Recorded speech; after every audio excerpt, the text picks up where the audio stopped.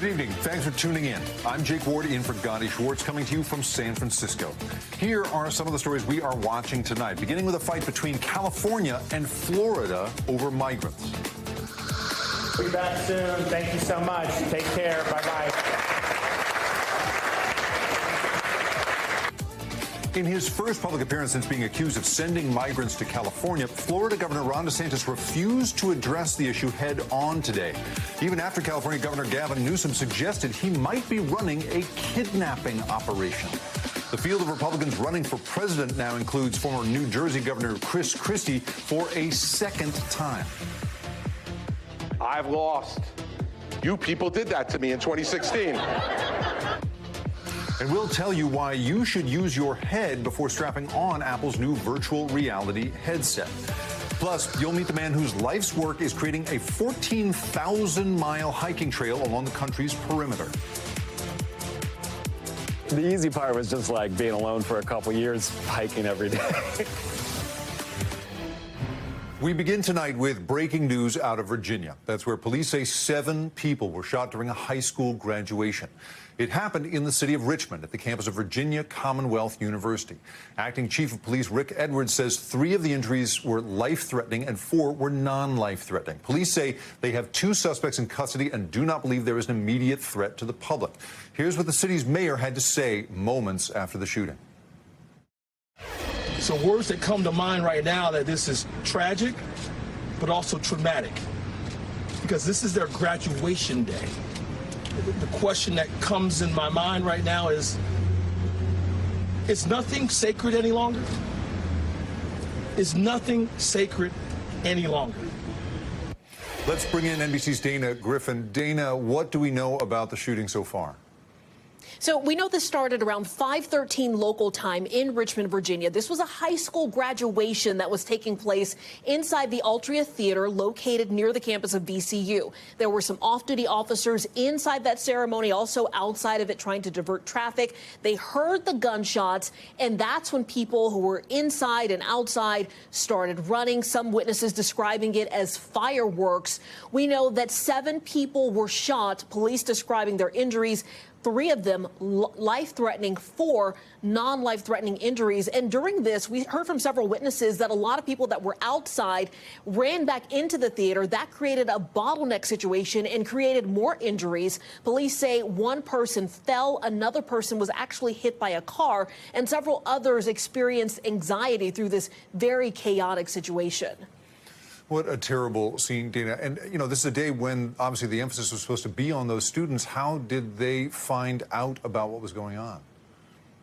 So for the high school students, I'm guessing if they were inside this graduation ceremony, people heard it, and that's when the chaos ensued. But for VCU, the community there actually sent out an alert to students, letting them know to stay away from the area. But that alert also included information about the threat being over, or that there was no threat to the community. So that really gave us an early indication that those suspects might have been arrested, and police confirmed they have 2 people in custody. It's unclear if they were shooting at each other or if this was targeted and the people that were shot were somehow involved in all of this. But a lot of unanswered questions. We know that the local NBC affiliate there, they have a reporter at the hospital. She said that she's seen not only high schoolers but also adults show up to the hospital. So there might be a mix of people that may have been attending that graduation or may not. But that's just one question we have yet to get answered.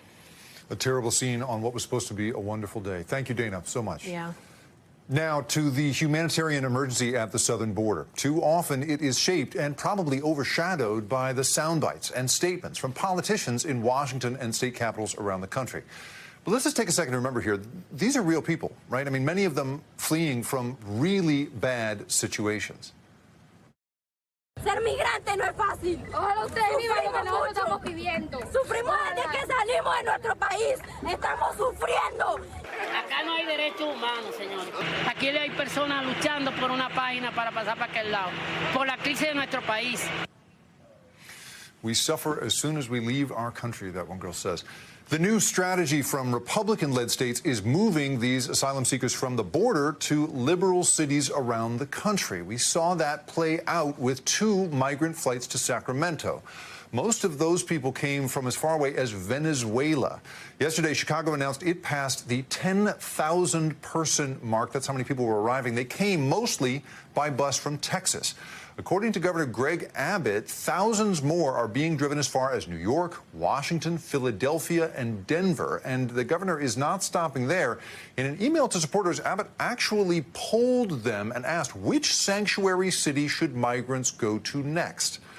Here in California, the state's attorney general said the flights to Sacramento may be part of a, quote, scheme by Florida Governor Ron DeSantis to move asylum seekers without adequately informing the migrants of their destination. AG Rob Bonta spoke about that on MSNBC earlier today. Instead of being received with the compassion and care and dignity and respect that they deserve, they were exploited and manipulated and moved with false promises made to them to another state, far away from the hearings that they have scheduled to attend as part of their asylum-seeking process. So it's morally bankrupt. It's wrong. California's Governor Gavin Newsom is getting into the fight as well, tweeting, and these are really his words, "Ron DeSantis, you small, pathetic man. This isn't Martha's Vineyard. Kidnapping charges, ? Governor DeSantis' office did not respond to our request for comment. As Newsom referenced, this is, of course, not the first time DeSantis has been investigated for moving migrants. Yesterday, a Texas sheriff recommended charges over flights arranged by DeSantis that transported migrants to Martha's Vineyard last year. NBC's Julia Ainsley is here with us. Julia, what does this investigation in Texas mean for DeSantis now? Have we heard anything from the Florida governor? They've been pretty quiet today, Jake, but of course this investigation stems from last summer when we saw DeSantis take migrants from Texas, not from Florida, and pay to fly them up to first some states like North Carolina and then on to Martha's Vineyard, often with the false promise of a job there or the chance to asylum. Of course, the Martha's Vineyard community came out there, rallied, gave these people the support and shelter they needed temporarily before they were taken to Boston and to some other destinations.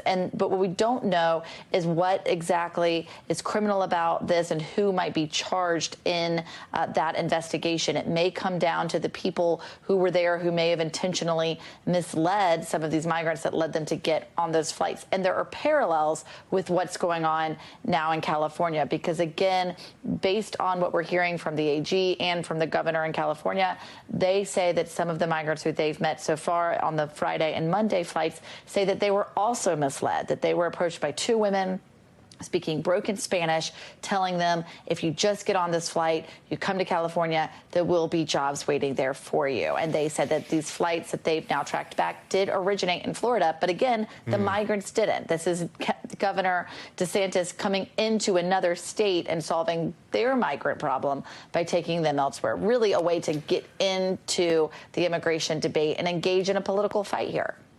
It is just amazing to imagine, right, children and people who have walked, exhausted themselves psychologically and physically across thousands of miles, right, arriving, and then someone in broken Spanish tells you, here's a plane ticket and I'm going to give you a job.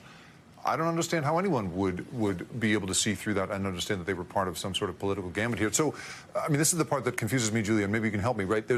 We have now state leaders accusing each other of these things, moving people around.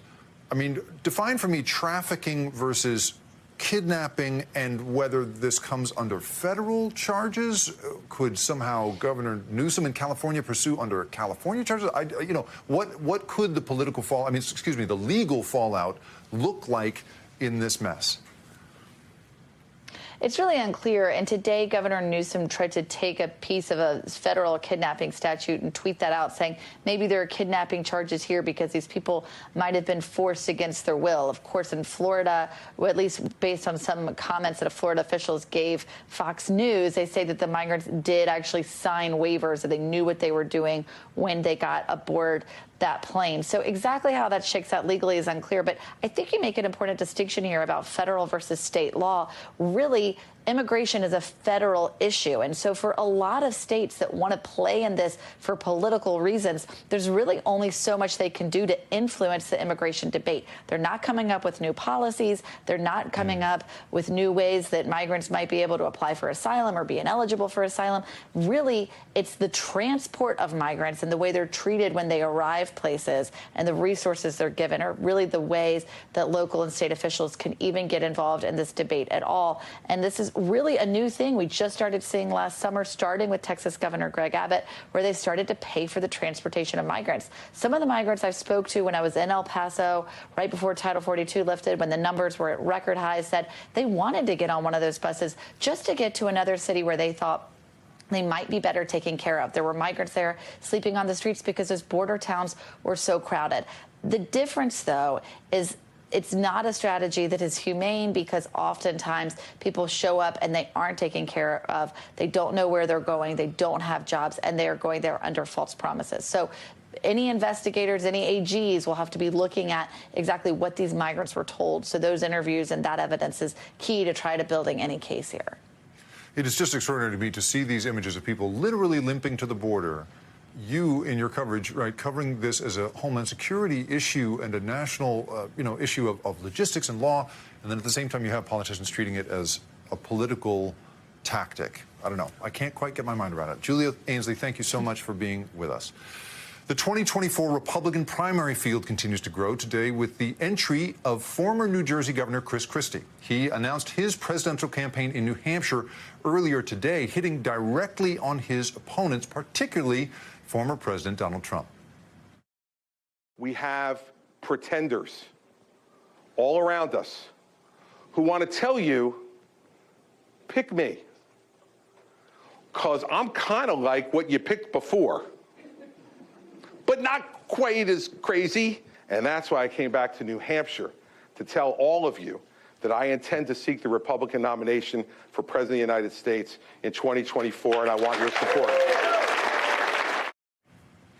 Now, this is not Christie's first rodeo, of course. He ran for president back in 2016 as well, but he dropped out of the race and endorsed Trump instead. NBC News correspondent Shaq Brewster joins me now from Manchester, New Hampshire. So, Shaq, talk to us about what we heard from Christie today. What is the groundwork that you feel he's laying here? Well, the first thing, of course, is the announcement that he made this evening, where you see this field now growing. Governor Chris Christie jumping into this race and really painting himself as the attack dog very early on against Donald Trump. And by the way, I'm speaking in a more muted tone right now because we're in the overflow room, so I want to make sure people can still at least hear Governor Christie as he goes. But you mentioned he came out firing against former President Donald Trump, the man who back in 2016, after losing here in New Hampshire, after coming in 6th place, he quickly endorsed and then helped him throughout his presidency all the way up to 2020. This time around, he said that was a strategic error, that he needed to go after former President Trump aggressively and early on, and that's what we've been hearing, him go after Trump on things like character, on immigration policy, on even him golfing during the presidency. It's very clear, and Chris Christie said this while he was speaking to voters during this town hall, that he sees the one path to this nomination as being through Donald Trump. So he is going to take him on, and based on the indications that we're seeing now, he's going to do so aggressively. Well, Shaq, going through Donald Trump sounds easier said than done. So I've been in your position before where you got to keep your voice down in a room full of supporters, and so I don't want to put you in a tough position here. But I do want to ask you, I mean, he's entering New Hampshire with some pretty dismal numbers, right? The 47% of Republicans don't approve of him, according to a Monmouth poll. I mean, he's at like 1%. So I mean, tell me a little bit about what you think this guy is about. Like, why is he in it with numbers as dismal as these? What is in it for him, considering that it really doesn't look particularly good for his actual shot at the White House? Yeah, I mean, that was something that a voter asked him about, his appeal among Republican voters. You put up those favorability numbers. It's important to underscore that's among Republican voters. Those are the voters he is going to need in order to even make it to a general election. He's averaging about 1% nationally. He needs to maintain that in order to even make it to the debate stage. So folks are very clear-eyed about the path that he has and the room to grow that he has currently at this point. But one thing that you heard from Governor Christie is that he believes he can bring about change, not just for the country, but for his Republican Party. He says he wants to get away from this grievance politics today. He put it in the frame of being small, these small debates that the country is having. He says President Trump, he even brought in former President Obama. He said they have made the country smaller. He wants to talk about more big ideas and more transformational change and an adjustment for this country. So you're hearing him not just play the role of attack dog, but also presenting his vision both on style and policy of how he wants things to be different. He's signifying that he wants to be a more traditional Republican, at least what that meant before the existence of former President Donald Trump. Well, and so as the very plain-spoken former governor of New Jersey speaks out against Donald Trump, I mean, are we hearing anything from the former president at this point, Shaq?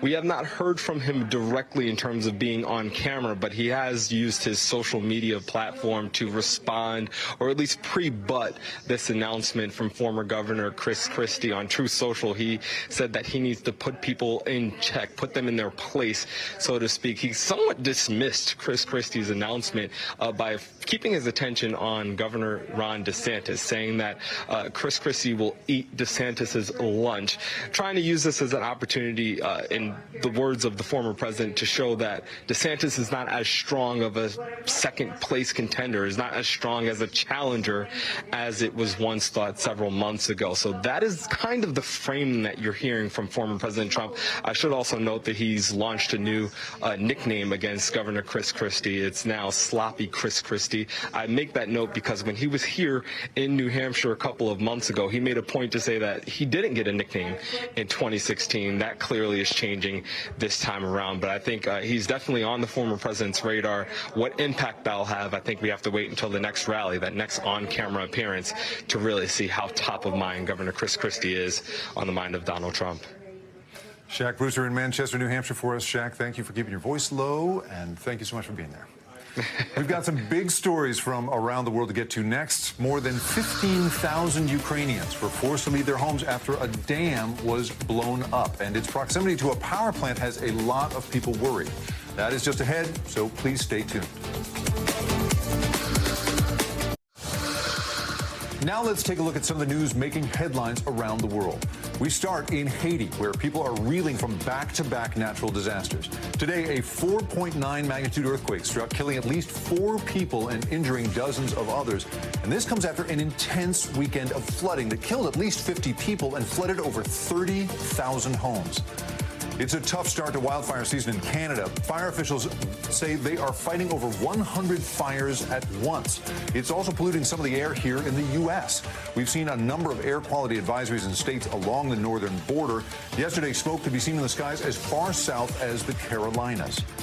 Secretary of State Antony Blinken is expected to go on a high-stakes trip to China in the coming weeks. Now, this is a trip he was supposed to go on back in February, but that was postponed after Chinese spy balloons were caught flying over the U.S. Tensions have been high between the two countries ever since, with leaders from both sides rejecting talks until now. And Pope Francis paid a quick visit to the hospital in Rome. The Vatican says the pontiff went through some clinical exams and returned home by noon. This comes just 2 months after Pope Francis was hospitalized with bronchitis. Europe's largest nuclear power plant might be in danger after a major dam was blown up in Ukraine. Russia and Ukraine blame each other for the incident. Right now, NBC News is unable to verify either claim. But we do know that the dam provided power and water to thousands of people in the area. It also provided water for the cooling reactors for the nearby Zaporizhia nuclear plant.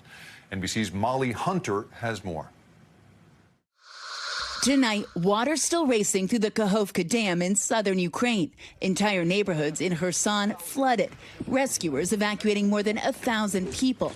When the dam exploded this morning, dramatic videos showing the entire middle section swallowed up by the Dnipro River. These satellite images showing the devastating aftermath. The U.S. has intelligence that is leaning toward Russia as the perpetrator of the attack, according to 2 U.S. officials and 1 Western official, but no final determination yet. We cannot say conclusively what happened at this point. And what we absolutely can say is that the damage to the Ukrainian people and to the region will be significant. Ukraine pointing the finger directly at Moscow. President Zelensky calling it a terrorist attack and a war crime, saying tonight up to 80 Ukrainian villages could be at risk. Russian state media first denied, then blamed Ukraine. The Kakhovka Dam is one of 6 dams on the Dnipro River. It provides vital drinking water, it provides power, and it provides water for the cooling pools at the Zaporizhzhia nuclear power plant. One analyst estimates some 300,000 civilians could be without clean drinking water by tonight, and some 500,000 will be affected by power outages and flooding.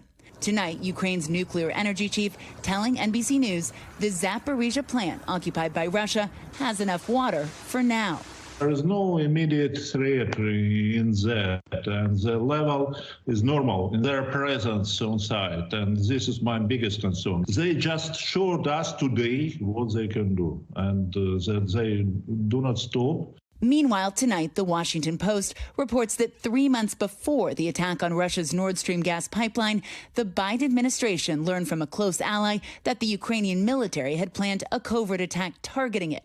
The paper citing multiple officials familiar with the matter, which does not say if the plan was carried out. NBC News has not confirmed the report. Ukraine has previously denied involvement. Our thanks to Molly Hunter in Ukraine. Today, Prince Harry became the first royal to be questioned in court in over a century. He testified against the Mirror newspaper group, which he has accused of hacking his cell phone years ago. Throughout the testimony, Prince Harry maintained that the Mirror group's reporters obtained information about him illegally over the course of 2 decades. NBC's Megan Fitzgerald has more. Good to be with you. Look, what we saw today was a defensive Prince Harry. This is certainly as suspected. In speaking with legal experts, they suspected that the attorney for MGN would go after Harry's credibility. And that's most certainly what we saw this morning, really practically right off the bat. Now, there are 33 articles that are in question that Prince Harry alleges were able to be written by obtaining information unlawfully.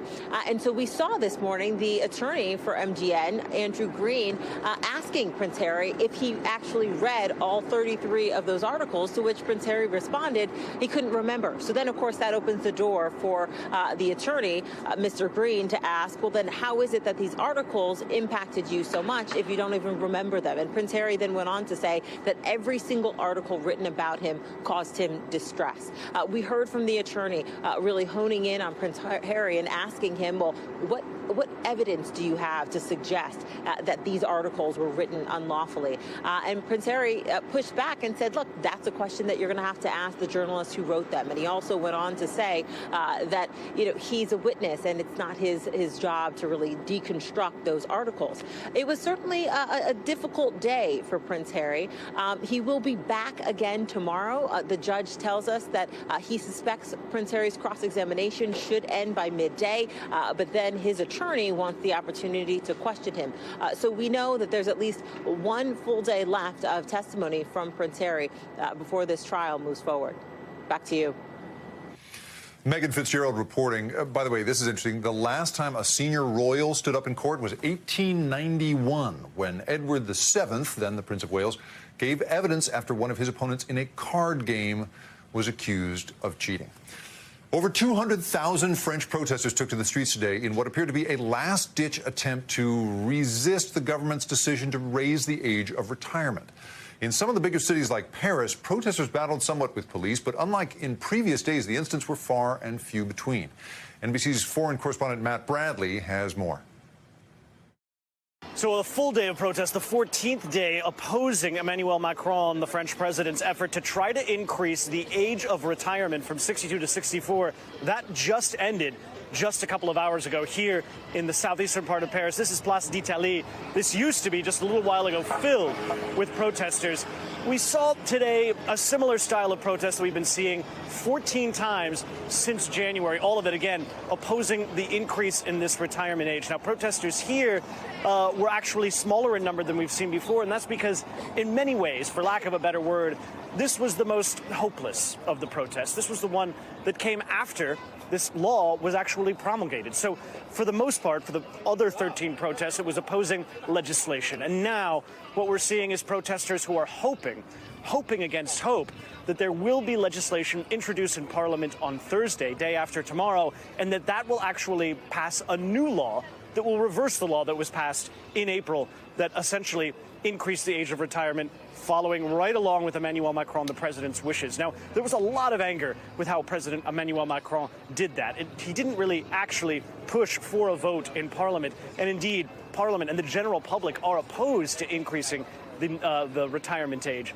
But this is done, and President Emmanuel Macron has made a lot of enemies among his constituents by pushing through this effort. So what we're seeing now is a lot of hope. Again, people here are expecting that they will be able to try to reverse this initiative, this law that has already been published officially in government gazettes.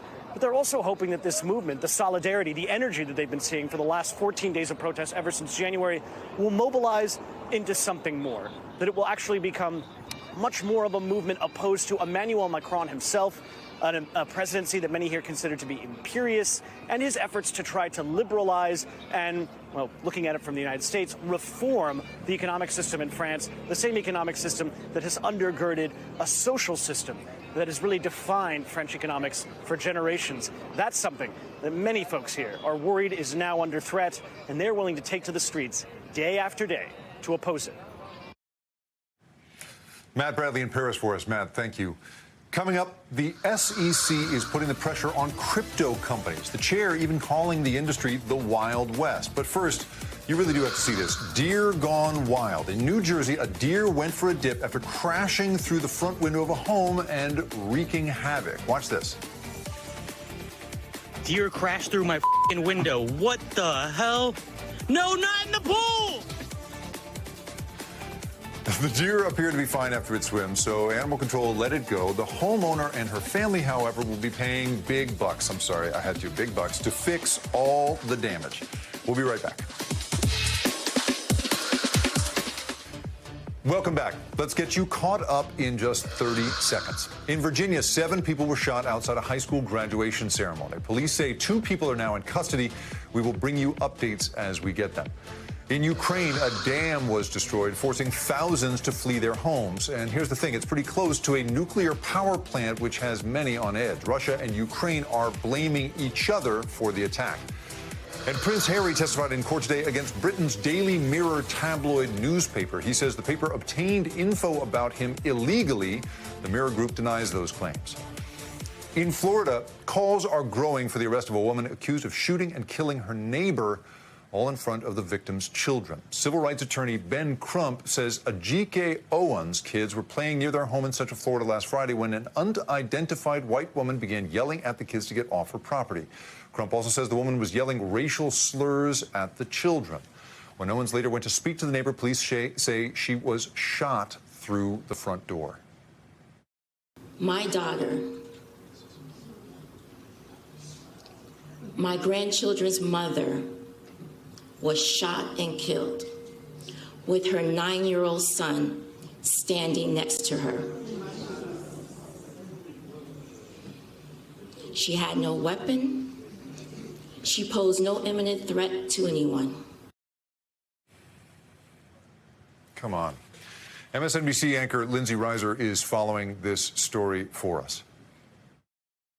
This happened Friday around 9 p.m. and Ben Crump, the civil rights attorney who's representing the family, says that A.J. Owen's children were playing in a field near an apartment or duplex complex when a 58-year-old white woman yelled at them to get off her property and yelled racial slurs at them. The children left, but they left behind an iPad or some sort of tablet. So one of the children goes to the neighbor's home to try and retrieve it. And according to Crump and the family, the neighbor throws something either toward or at the child, striking the child. Police say it was a pair of skates. The child goes home to Owens to tell her, and she goes to the neighbor's home to talk to that neighbor. And the neighbor says that things got very heated. The neighbor is cooperating with police, that both sides were very aggressive. There were threats made, banging on the door potentially, and that neighbor shot through the door, striking Owens and ultimately killing her. Police say 2 of her 4 children may have witnessed the shooting, and her family is calling for an arrest in this case. Nobody has been charged or arrested. Police say that because of the stand your ground law in Florida, if there is any element of that law in a case, they are prohibited from making an immediate arrest. So they are investigating. They say they want to talk to Owens' children, but they are obviously waiting because they are understandably distraught. They're also asking for anybody with Ring video in the area to see if anything was captured on camera. Police are also telling us that there was a known feud between the 2 parties, that there had been roughly 6 to 8 incidents in the past in which police were called out. But tonight, Owens' family is remembering her as a loving mother, a football and a cheerleading mother, and they are certainly mourning that loss tonight. Back to you. Lindsay Reiser with a terrible story out of Florida. Lindsay, thank you. Could an era of crypto crackdowns be upon us? Well, today, the Securities and Exchange Commission, the SEC, sued Coinbase. That's the biggest crypto trading platform in the country. The lawsuit alleges that Coinbase broke the law by failing to register as a broker. Now, keep in mind, the company handled a staggering $830 billion, billion with a B, worth of trades last year, and about 9 million users made at least 1 trade per month. This comes, of course, just 1 day after the SEC accused another crypto platform, Binance, of mishandling funds. Joining us now is NBC's Brian Chung, my close colleague. Brian, what else does the lawsuit allege here? And, you know, the SEC has made these accusations against Binance. Are these similar? Yeah, hey, Jake, it's great to be with you. For what it's worth, these are 2 separate lawsuits. They are both concerning cryptocurrency exchanges, and the timing is definitely part of the broader approach from the SEC to closely regulate this cryptocurrency space. But look, when we talk about what's happening with Coinbase, which was announced this morning, the allegations that they failed to register as a broker and exchange, that they improperly offered crypto asset securities, and that they made billions while depriving investors of protections. At Binance, the SEC also said that they failed to register as a broker and exchange, but added that they mishandled customer funds. In some cases, alleged that they moved money around and actually moved customer funds into accounts that were run by Binance's founder, which is CZ Zhao. They say that there were also fraudulent instances in the case of Binance. So experts that I have spoken to have said that the merits of the Coinbase case don't appear to be as bad as the situation over at Binance, where in some cases you have a chief compliance officer on the record in a message saying, we are operating as a blank, unlicensed securities exchange in the USA, bro. It's on the record, Jake, so it's going to be very difficult for them to prove otherwise in court.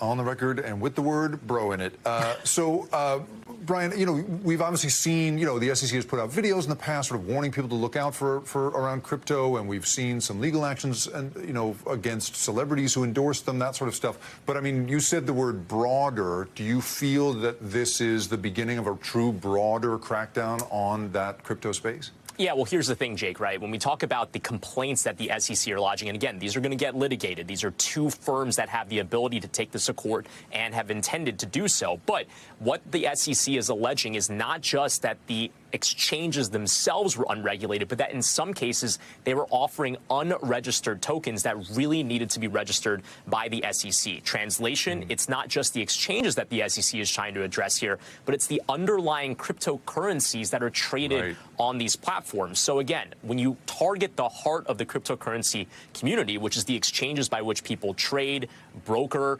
sell these types of securities, well, you're also talking about the securities themselves. So this is very much a watershed moment this week, and the reason why the SEC went for Binance one day, Coinbase the other. This is part of just the overall effort of the SEC to bring more regulation to this space. And Brian, you know, at this point, right, we've got people still holding cryptocurrency. They are, I'm sure, trying to figure out what they should be doing with it next. What, you know, obviously I'm not asking you to give people financial advice, but based on the expertise that you have sought out from people in the field, what are people recommending to people who are hanging on to this stuff? I mean, it's not tied to anything. It's not clear where it's going. Like, do they sell now? Should they wait? What's your feeling from the people you've spoken to? Yeah, well, I mean, the experts that I've spoken to have said that this is net bad in the short run for just headline risk when you consider a lot of people are looking at all of the crackdown from the D.C. regulators and saying, well, maybe I should just kind of go hands off on the risk here. Again, that's not what I'm saying or suggesting in any way. But what's really interesting is the broader story happening here in the crypto space. And what's really interesting is that, yes, despite the fact that regulation coming into the space could provide some disruptions, you're going to see some projects maybe even get delisted while they try to figure out the securities registration process. But at least for the time being, don't expect to see Coinbase or Binance go completely offline. Experts I've said, who I've spoken to, said in the short term, trading on those platforms should largely continue uninterrupted, Jake. Brian Chung, great to have you with us. Thank you so much. Thanks, Jake. More and more people are driving electric cars, and that means there's more and more demand for electric vehicle charging stations. Now, according to one survey here in California, more than a quarter of all public EV charging stations were found to be non-functioning. I have discovered this myself in many cases, and now startups are rushing to fill the void. CNBC's Diana Olick has the story. As with any new technology, the EV charging business is hitting some bumps. In a recent survey, a quarter of EV drivers said they've had problems with faulty public charging stations. That's why maintenance companies like Charge Enterprises, Smart Charge America, and a California-based startup called Charger Help are expanding at lightning speed. It's been a little ridiculous, a little crazy. Camille Terry founded Charger Help barely 3 years ago and is now servicing EV charging stations across 17 states, working with partners such as Tritium and utilities like Duke Energy and Southern California Edison. She says her company has already touched over 10,000 stations. But it's not just about fixing them when there's a problem. You need to be able to understand how the station is behaving in the field. You need to understand what issues may be happening in the car, in the charging stations. Using proprietary technology, Charger Help tracks information on how stations are being deployed and how they're working in order to improve reliability and to build more reliable and sustainable infrastructure. I think that data set can be helpful to network providers, manufacturers, and even to governments. It's what attracted investors like Blue Bear Capital. Charger Help has data across network, across communication networks, across charger type, across geographical location.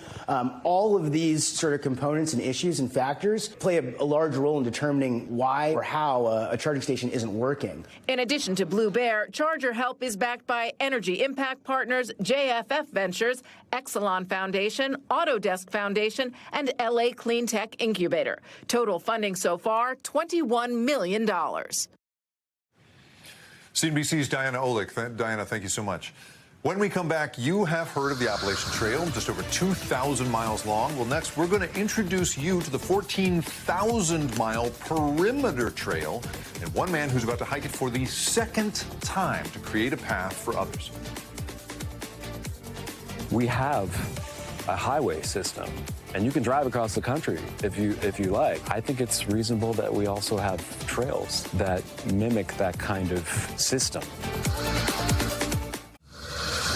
Here are some of the other headlines we are watching tonight.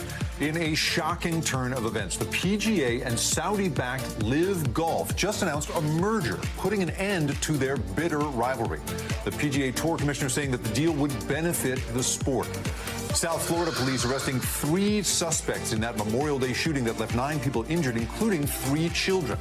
The suspects are now facing charges of attempted first-degree murder, attempted second-degree murder, and carrying a concealed firearm. The Boppy newborn lounger, a popular infant pillow, has now been linked to at least 10 deaths since 2015, according to federal regulators. More than 3 million loungers were recalled nearly 2 years ago after reports of suffocation. At that time, 8 deaths were linked to the lounger, but now regulators are saying 2 more infants died in the months following the recall. In Mississippi, congressional Republicans are demanding that the Department of Veterans Affairs remove a pride flag from a national cemetery. They are arguing that the flag's presence is disrespectful to veterans. And today, Atlanta lawmakers approved funding for a massive public safety training center. The center has faced a lot of criticism, with protesters saying that the proposed campus will harm the environment. They refer to it as Cop City. Police, firefighters, and emergency responders will train at the $90 million 85-acre facility. Ceremonies today in Normandy, France are commemorating the 79th anniversary of D-Day, the critical battle during World War II that led in part to the liberation of Europe. Some American soldiers who fought that day have never been back until now. NBC's Kelly Kobiela has that story.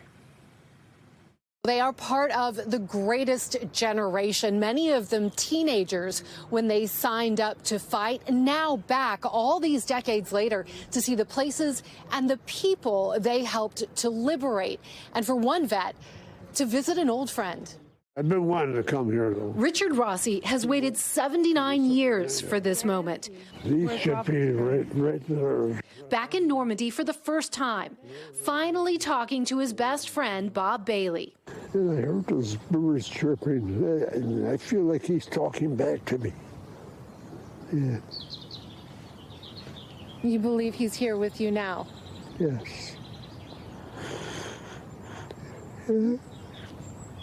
Memories of a childhood friendship flooding back. Richard and Bob grew up together in small-town Lorain, Ohio. They played in the high school band together, both enlisting at 19 and sent off to fight in France. D-Day is here. June 6th, 1944. The U.S. and its allies launch Operation Overlord, storming the beaches of Normandy. It would become the largest amphibious assault ever mobilized by the military and lead to the defeat of Hitler. Jack Myers, U.S. Army! Today, nearly 8 decades later, those who survived are welcomed back as true heroes. Celebrated in the towns they liberated. You got to salute back. Cliff Stump was just 19 years old when his glider landed in Normandy on D-Day. The Army First Sergeant says he never thought he would live long enough to make it back. But this year, at the age of 99, he did. It just gives me a good feeling in my heart to know that people respect what we did. Here on Utah Beach, George Saros landed that day in 1944. Part of the Navy, his ship delivered ammunition and equipment. At 98, he never dreamed he'd be here again. It's a thrill to get back there. I wish my shipmates were here. These vets from another era, new teammates for the man who brought them here. I got you. Former star NFL linebacker Donnie Edwards created the nonprofit Best Defense Foundation, bringing vets back to their battlefields, inspired by his own grandfather, who survived Pearl Harbor. You didn't serve in the military, but this is your way of serving. Yeah, I just want to give back. And this is how a small part in how we say thank you, especially to our greatest generation. And to honor the fallen. At the Normandy American Cemetery, thousands of Americans have been laid to rest, some just feet from where they first landed. These are all young kids who sacrificed their lives for us. It's up to us to make sure that we live a full life and we do the things what they fought for. And we remember them. Yeah, they wanted to live too. Rossi's buddy Bob was killed in action just days after landing in France. Now 99, he wanted to be sure to tell his friend one last thing before he left. I forgot to tell you, we won the war. Thanks to you. These vets say it was their duty to serve, and it's our duty to remember. Delta Airlines partnered with the Best Defense Foundation to bring 43 vets here this year. They have their own medical team. Each vet has his own caretaker. Richard Rossi actually told me he would have never come here alone. Actually, one of Donnie's volunteers spotted Richard at his grocery store close to where he lives in Florida, asked him if he was a World War II vet. He said yes, and now here he is, guys. Kelly Kobiela reporting. Kelly, thank you. Backpacking season is in full swing. My family has several reservations made, and long-distance trails like the Appalachian Trail or the Continental Divide are prime destinations for more advanced hikers. But one Oregon man wants to take extreme hiking one step further. Gadi Schwartz recently spent the day with him for some fresh air, hiking, and a chat about the astounding American Perimeter Trail. To say ultra hiker Rue McKinrick has a thirst for adventure would be an understatement. Do you run across a lot of dangerous animals? I had a mountain lion that was continuing to come into camp, and I felt the need at some point just to pack up and walk through the night. Whoa, Yeah. hold on, hold on. Yeah. You decided to pack up Yeah. and then walk into the darkness? Yeah, I felt like I'd make it on my terms. Like, if we're gonna fight, then I might as well kind of decide how this is gonna go down. But that is the price you pay when you have a dream as big as his. You see, Ro's on a mission to pave the way for the greatest trail America has ever seen. A 14,000-mile American perimeter trail circumnavigating the United States. Think the Pacific Crest Trail, made famous by Reese Witherspoon in Wild. Oh my God. What have I done? But the APT would be more than 5 times longer, linking the Appalachian Trail, the Grand Canyon, the Everglades, all connected into a single continuous loop. Sound impossible? Well, he's already done it once, starting in Bend, Oregon in 2019, and finishing back there 3 years later. In some ways, I got the easy part out of the way already. The easy part was walking all around the United States. Yeah, the easy part was just like being alone for a couple years, hiking every day. The hard part now, doing it again and partnering his nonprofit with regional organizations and government agencies to lay the groundwork for what he hopes could be a national trail system in the future. What is it about the idea of walking all around the United States? We have a highway system, and you can drive across the country if you like. I think it's reasonable that we also have trails that mimic that kind of system. To connect us. To connect us. I mean, it's wild to think that what you've done, more people have gone to space than walked around the United States. I have no intentions on going to space. Planet Earth is just fine for you. I love planet Earth. And when it finally came time for us to part ways, the sheer magnitude of his dream came into view. I've never ended an interview like this, but I guess it was goodbye, right? I think this is the end of the road. I'm headed to the car. You're literally headed to Oregon. Yeah, I'm just going to start walking that way. Maybe I'll beat you there. How long do you think it'll take before you get home? Oh, I don't know. Weeks. Ru McKinrick, a man who doesn't mind taking the long way home. Gadi Schwartz, NBC News, San Jacinto, California, 900 miles away from Bend. Gadi Schwartz, thank you so much. Before we go, it's time for the future of everything. And tonight we're taking a closer look at Apple's new VR headset. How much of your data will be in the company's hands? Well, that is next, so please stay tuned.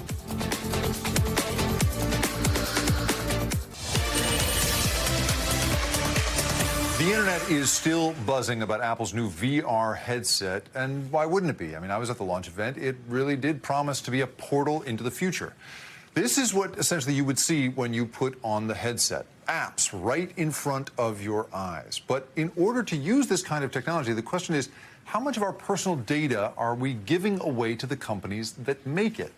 Apple says they are putting information and experiences right in front of us, and they say that they are all about privacy. But Apple patents have suggested the company is also interested in pulling a lot of information from us. And that patent also says the info can come from things like your heartbeat or pupil dilation. That sort of thing has been used by other companies to try to infer your emotional state, you know, how you're feeling, which of course has much bigger implications than just keeping you entertained on your couch. Nita Farahani joins us now. She has written a book about this very topic. Nita, great to see you. What kind of biometric data, speaking broadly here, are companies getting from us when it comes to this kind of tech that we can strap to our heads? Yeah, it's a great question.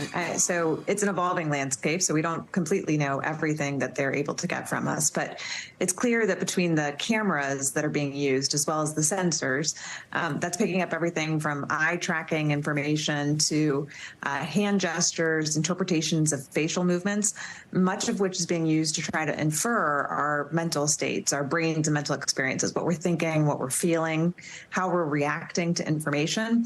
And that information can be used to do things like navigate through the different applications that are in front of a person. But it can also be used to change, for example, what you're being shown, what information you're being shown. In the wrong hands, that could also be used to change a lot about the information and feeds that you're receiving, which could change, shape, potentially even manipulate your brain and mental experiences. And, you know, we've seen, obviously, you know, there's been patent activity for several years around this from all sorts of companies. I mean, how widespread is this? We are familiar with the companies putting out headsets, right? Meta, Apple, Google are all doing that. In your experience, you wrote a big book about this, is this something that they are all interested in to some extent, as far as you know?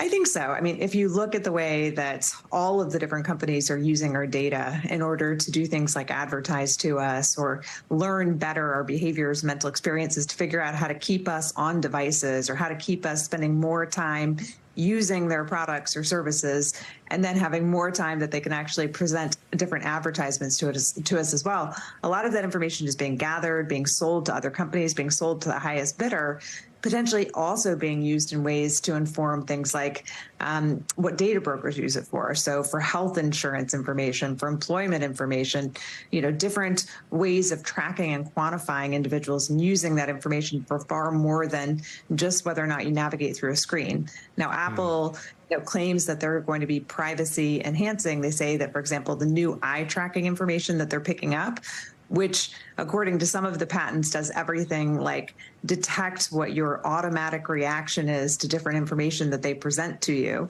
therefore trying to infer, without you even consciously being aware of it, how you're reacting to different stimulus or information they're presenting to you. That, they say, they'll keep on device, at least the eye tracking data. But information from the camera and the sensors are kept at the system level. That would suggest that Apple has access to that kind of information. And at least they're trying to be transparent about what data they're collecting and how they intend to use or what they intend to store. Other companies like Meta are far less transparent about exactly what is being collected, how they plan to use it, who else they might sell that information to or sell access to about you. Nita Farahani, author of The Battle for Your Mind. Do I have that right? Isn't that right? Battle for Your Brain. Close. Yeah. Battle for Your Brain. Thank you so much. Nita Farahani, author of Battle for Your Brain. Thank you for being with us. And that does it for us tonight. I'm Jake Ward. The news continues right now.